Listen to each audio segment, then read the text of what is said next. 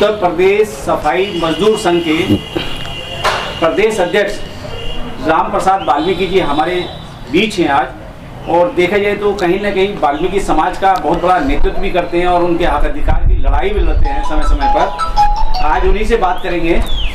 मैं जानना चाहूँगा कि अभी जिस तरीके से मुझे सूत्रों से पता लगा, एक लेटर भी मेरे हाथ में है, 35 वर्षों से आपने भाजपा और आरएसएस की सेवा की। जी हाँ।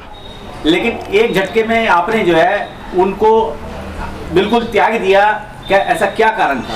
ऐसा कारण ये था कि हम लोग जब पार्टी में थे, संघ की बैठकों में जाते थे तो हम लोगों की केवल राष्ट्रभक्त की बात कही जाती थी कि साहब हम लोग बहुत राष्ट्रभक्त हैं, हिंदुत्व की बात करते थे, मानवता की बात करते थे।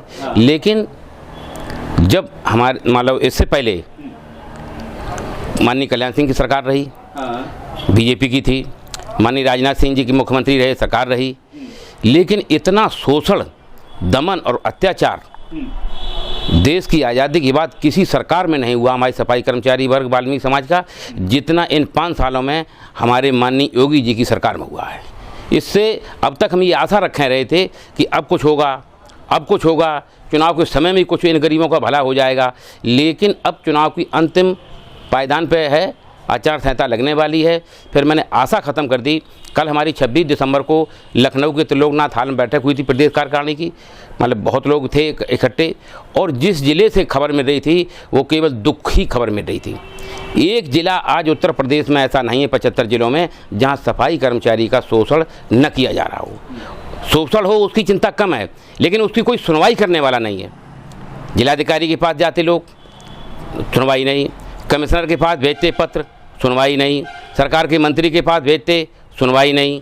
मुख्यमंत्री जी को, माननीय मुख्यमंत्री जी को मैंने स्वयं उनसे समय लेकर और निवेदन किया, हमने साहब इन गरीब सफाई कर्मचारियों के लिए कोई व्यवस्था ऐसी कर दो जो इनके बच्चों को 2 वक्त की रोटी टाइम से मिलती रहे।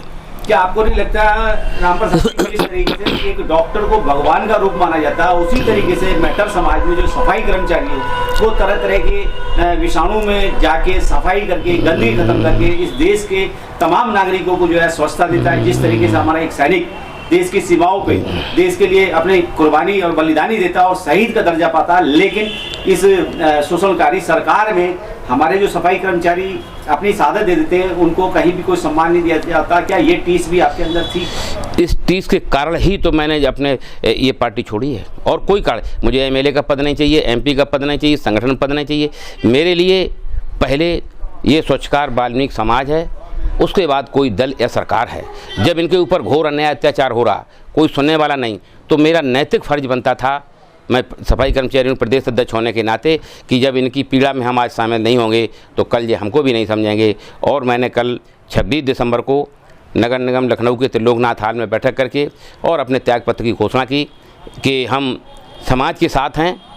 इतना ही नहीं, हमें दुख इस बात का है कि कोरोना योद्धा ने बताया, हमारे माननीय पूजनीय प्रधानमंत्री जी ने कुंभ के मेले में सफाई कर्मचारी के नाम पर पैर धोए हमारे पूजनीय प्रधानमंत्री जी ने, लेकिन उसी कुंभ में 7 सफाई कर्मचारी दूसरे जिलों के पहुंचे, उनकी मृत्यु हो गई अकाल, गरीबी से या किसी कारण से या सर्दी से कैसे भी हुई। उनका विकास प्राधिकरण के पास लेखा जोखा तक नहीं था। जब वहाँ के इलाहाबाद के हमारे संगठन के पदाधिकारियों ने उधम मचाया, तब वो उनकी देखा गया कहाँ से आए, क्या हुआ क्या नहीं हुआ।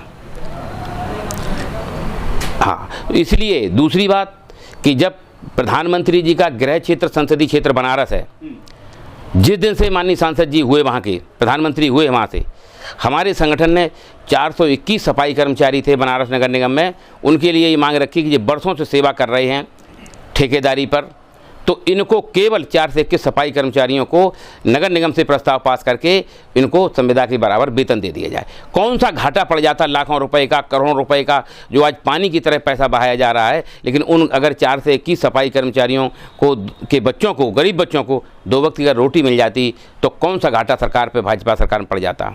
अच्छा राम प्रसाद जी, आपको रोकते हुए मेरा बड़ा महत्वपूर्ण सवाल है। जिस तरीके से ये मेटल समाज यानी कि सफाई समाज जी लड़ाई काफी वर्षों से लड़ते आ रहे हैं, हाँ। 35 साल आपने जो है भाजपा और आरएसएस की सेवा की है, क्या आपको नहीं लगता कि जो मेहतर समाज के लोग हैं गटर में मर जाते हैं, नालियों में मर जाते हैं, नाली और कई बार बीमारियों के कारण उनका देहांत हो जाता है, लेकिन उनको सम्मान या वो अनुदान नहीं मिल पाता जो उनको मिलना चाहिए।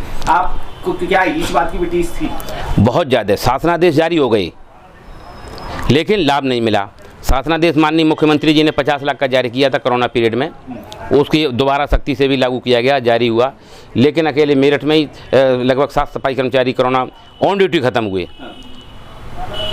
कौशाम्बी में इसमें ख़त्म, मतलब कौशाम्बी ज़िले में सबसे पहला कौशाम्बी में ख़त्म हुआ। अनेकों कर्मचारी खत्म हुए लेकिन उनको आज दिन तक एक पैसा नहीं दिया गया और न वो लाभ मिल पाया कोरोना योद्धा को मिलना चाहिए था। गटर में ख़त्म हो जाते जब कर्मचारी, जबकि इसके लिए मतलब गटर में ख़त्म होने पर 10 लाख का शासनादेश है, लेकिन रुपया तभी मिलता है जब वहाँ की स्थानीय शाखा, स्थानीय जिला के लोग जब धरना प्रदर्शन आंदोलन, ईओ, शासी अधिकारी, नगर आयुक्त, चेयरमैन, मेयर का घेराव करते हैं, बवाल काटते हैं, थाना घेरते हैं, तब जाके कहीं पैसा मिलता है। लेकिन देश के यशस्वी प्रधानमंत्री कहते हैं कि सबका साथ सबका विकास, उसमें वो जाति धर्म की बात नहीं करते, वो कहते हैं कि हम तो सबके साथ हैं। वो कहते हैं, ये बात सही है, अखबारों में हम भी देख रहे हैं, सोच ईमानदार काम दमदार रोज छप के आ रहा। लेकिन सफाई कर्मचारी के मामले में हम प्रदेश अध्यक्ष होने के नाते ये दावे के साथ कह सकते हैं कि माननीय योगी जी की सरकार ईमानदार नहीं है, इनके साथ धोखा हो रहा है। अनेकों घटनाएँ हुई हैं, वाल्मीकि इतने रेप की घटनाएं वाल्मीकि समाज के साथ आज़ादी से आज दिन तक नहीं, मेरे पास सूची है करीब 25 जिलों की जिनमें तमाम की रेप की घटनाएं हुई हैं वाल्मीकि समाज की लड़कियों बहनों के साथ, और उन पर कोई कार्रवाई नहीं हुई, मर्डर हुए, कोई कार्रवाई नहीं हुई। ये सूची हमारे पास रखी है, जब चाहे सरकार का कोई मंत्री देख ले कि हाँ सही है या गलत है। अच्छा, क्या लगता है आपको कि जब वोट की राजनीति की बात होती है राम प्रसाद जी, तो आपको हिंदुत्व से जोड़ दिया जाता है, हाँ। जब हक अधिकार की बात होती है तो आपको अछूत और न जाने क्या क्या कह दिया जाता है। क्या ये भी एक टीस है? बिल्कुल 100% ये टीस है नद्दा जी, कि जो बातें आप हमसे सवाल किया है, जब समय आता है तो हमको जोड़ा जाता है चुनाव का समय। आप असली हिंदू हैं, आपने मैला ढोना कबूल कर लिया, हिंदू धर्म नहीं छोड़ा, लेकिन आज जब सरकार आई, हमारी बड़ी आशा थी, मुझे बहुत बड़ी आशा थी, मैं सफाई कर्मचारियों से कहता था दमदारी से कि मैं प्रदेश का पदाधिकारी रहा हूँ, पुराना कार्यकर्ता हूँ, कहता था चिंता न करो, हमारी सरकार आने दो, ये काम करके देंगे, आप चिंता न करो। सफाई कर्मचारी बेचारे हमारा विश्वास मानते थे और वो लगे रहते थे। लेकिन जब सरकार हमारी आई तो एक काम सरकार का नगर विकास मंत्री बता दे, हम राजनीति करना छोड़ देंगे कि इन उत्तर प्रदेश के 75 जिले में जो हमारे सफाई कर्मचारी रह रहे हैं, इनके गरीब बच्चों के लिए, उनके हित के लिए, उनकी 2 वक्त की रोटी के लिए एक काम बता दे, हमने ये किया है और धरातल पे मिल रहा है उसे। राम प्रसाद जी, अब एक थोड़ी सी आस्था की बात की जाए, कहीं ना कहीं वाल्मीकि समाज आस्था से ज़्यादा जुड़ा हुआ है और जितने भी वाल्मीकि मंदिर पूरे भारत में पाए जाएंगे वहाँ राम, सीता, हनुमान, लक्ष्मण की तस्वीरें होती हैं, लेकिन जितने भी राम, सीता या और इसके अलावा और किसी के मंदिर होते हैं वहाँ ऋषि वाल्मीकि की फोटो तस्वीर तक नहीं मिलती। क्या कहेंगे इस बात को लेकर? ये भी भेदभाव है, हाँ, ये भी भेदभाव है कि महर्षि वाल्मीकि भगवान को केवल वाल्मीकियों के ऊपर थोप दिया गया, ये तुम्हारे भगवान हैं। लेकिन जबकि महर्षि वाल्मीकि भगवान ने मर्यादा पुरुषोत्तम भगवान राम के जन्म से हजारों वर्ष पूर्व वो रामायण लिखी है, जिसको हिंदू धर्म का एक महान ग्रंथ है माना जाता है। माता सीता के मान सम्मान की रक्षा वाल्मीकि आश्रम में हुई। लव कुश को महर्षि वाल्मीकि भगवान ने इतना ओजस्वी, तेजस्वी, बलवान योद्धा बनाया था कि सारे भगवान राम के भाई बताइए काम की बात जो मैंने आपसे सवाल किया, क्या उन मंदिरों में जहाँ राम, सीता के या और किसी के मंदिर होते हैं, क्या वाल्मीकि जी की वहाँ तस्वीर स्थापित की जाती है? ऐसा क्यों नहीं? ये भेदभाव के कारण, हाँ। ये खुला भेदभाव कारण। अगर मर्यादा पुरुषोत्तम भगवान का मंदिर है तो उसमें वाल्मीकि जी की मूर्ति, हम क्या, आप सभी, आप तो सम्मानित पत्रकार हैं, ऐसे प्रजातंत्र के चौथा स्तंभ हैं, आप देख रहे हैं सब कि कहीं आपको मूर्ति मिलती हो, और मूर्ति मिलेगी तो वाल्मीकि बस्ती या वाल्मीकि लोग अपना चंदा इकट्ठा करके अपने आप बना लेंगे। नहीं, मेरा सवाल आपने जवाब नहीं दिया है। मैंने कहा कि वाल्मीकि मंदिरों में राम, सीता, लक्ष्मण अन्य तो घुस सकते हैं, जी जी, लेकिन राम, सीता, लक्ष्मण के मंदिर में जो है वाल्मीकि नहीं घुस सकते, उसका रीजन और कारण क्या है? मेरा सवाल ये है। आपके सवाल का 2 टूक उत्तर ये कि केवल छुआछूत और भेदभाव के कारण, केवल छुआछूत और भेदभाव के कारण। लोग ये कहते हैं छुआछूत खत्म हो गई, मैं दावे के साथ कहता हूँ आज कहीं खत्म नहीं हुई है। मैं ये जानना चाहता हूँ अपने समाज को किस तरीके से आप अवेयर कर पाएंगे, कैसे उनको समझा पाएंगे कि इस छुआछूत से कैसे बचा जाए? अब उनके दिमाग में अपने आप आता जा रहा है। अब उन्हें ज़्यादा समझाने की बात नहीं रही, पढ़े लिखे भी हुए, और इस सरकार ने अप्रत्यक्ष रूप में समझा दिया सब। इनके ऊपर शोषण जुल्म अत्याचार करके इस सरकार ने ये समझा दिया कि अब तुम सब अपने आप इकट्ठे हो, और ये हो रहे हैं, ये सब हो रहे हैं, और उसका खामियाजा आपको 2022 के चुनाव मालूम पड़ जाएगा। मैं जितने भी वाल्मीकि समाज के सांसद, विधायक या अन्य जो लोग बैठे हुए हैं जुड़े हुए भारतीय जनता पार्टी से, हमारा उनके लिए ये चैलेंज है कि वो किसी भी ज़िले में आधा भी वाल्मीकि समाज का वोट दिलवा दें।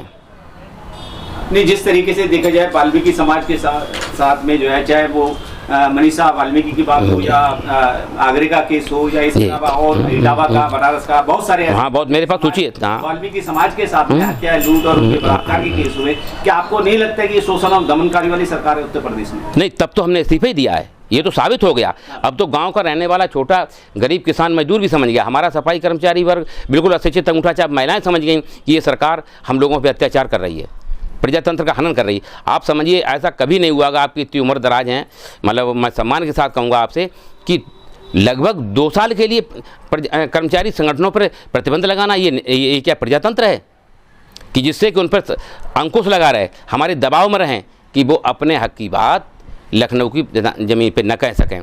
आप ऐसा मैंने मुख्यमंत्री नहीं कोई मतलब अभी तक आया जिसने लगातार 2 साल मतलब सारे कर्मचारी संगठनों पर प्रतिबंध लगा दिया हो। अच्छा, रामप्रसाद वाल्मीकि जी, देखा जाए आपने 35 साल आरएसएस बीजेपी की सेवा की, एक झटके में आपने उसको संगठन को छोड़ दिया। ऐसे बहुत सारे युवा अभी भी जो है अपने कहते हैं कि मिशन से, पथ से भटके हुए हैं। जिस तरीके से 35 साल बाद आपकी आंखें खुली हैं, हो सकता है उन युवाओं की आंखें अगर खोलनी हो, उनको जगाना हो, उनको अवेयर करना हो, उनको समझाना हो, उनको बताना हो, तो क्या कहेंगे कम शब्दों में? कम शब्दों मेरा कहना ये, कुछ मीटिंग में उपस्थित थे, उन्हें मीटिंग में ही जो भाजपा समर्थित कार्यकर्ता थे, उन्होंने मेरे साथ ही घोषणा कर दी कि अध्यक्ष जी आपने छोड़ दी तो हम आपके साथ हैं। मैं देश और दुनिया के की बात कर रहा हूँ, अगर उनको जगाने की बात हो, समझाने की बात हो, या उनको जो है इस विचारधारा से हटाने की बात हो, तो क्या कहना चाहेंगे? अब अगर इतने अत्याचार के बाद भी समाज पूरा अपने आप समझ गया है, एकत्रित हो गया, कहने की जरूरत नहीं है, अपने आप एकत्रित हो गया, समझ गया कि ये सरकार हमारी हितैषी नहीं, विरोधी है, कर्मचारी विरोधी है, समाज की विरोधी है। तमाम की ऐसी घटनाएं हुई, बदायूं में, बिसौली थाना क्षेत्र में लड़की के साथ रेप किया गया, एक मुलजिम था। मैंने कईयों वहाँ के सीओ से बात करी तो सीओ ने हमसे ये कहा था कि यदि नेताजी ये लड़का, हमने साहब हम पार्टी के कार्यकर्ता हैं, कि ये लड़का अगर जेल न गया तो ये वर्दी पहनना मेरे लिए बेकार है। भाई अब इससे बड़ी बात और क्या कह सकता है। लेकिन उन्हीं सीओ साहब ने ऐसी व्यवस्था उसकी करते रहे, एक दिन को गिरफ्तार नहीं कर पाए, 5-6-7 महीने में जो उसे एक दिन जेल में भेज देते, और इनडायरेक्ट में उसी कहीं से रूलिंग इकट्ठी करके, कहीं से क्या करके, और उसकी हाई कोर्ट से अग्रिम जमानत करा दी। जबकि आप जानते हैं, आप विद्वान हैं कि 376 में अग्रिम जमानत हाई कोर्ट नहीं देता है। कहाँ से क्या व्यवस्था करी? मेरा मैसेज की बात है, मैं आपसे यही जानना चाह रहा हूँ कि जो युवा वर्ग है, जो अभी भी अपने मार्ग से भटका हुआ है, इस 2022 के चुनाव में वोट की चोट अगर वो करना चाहे तो उनको क्या कहना चाहेंगे? मेरे सवाल का ये मतलब है। वोट की चोट तो 100% हो रही है। हाँ। वोट की चोट 100% हो रही है।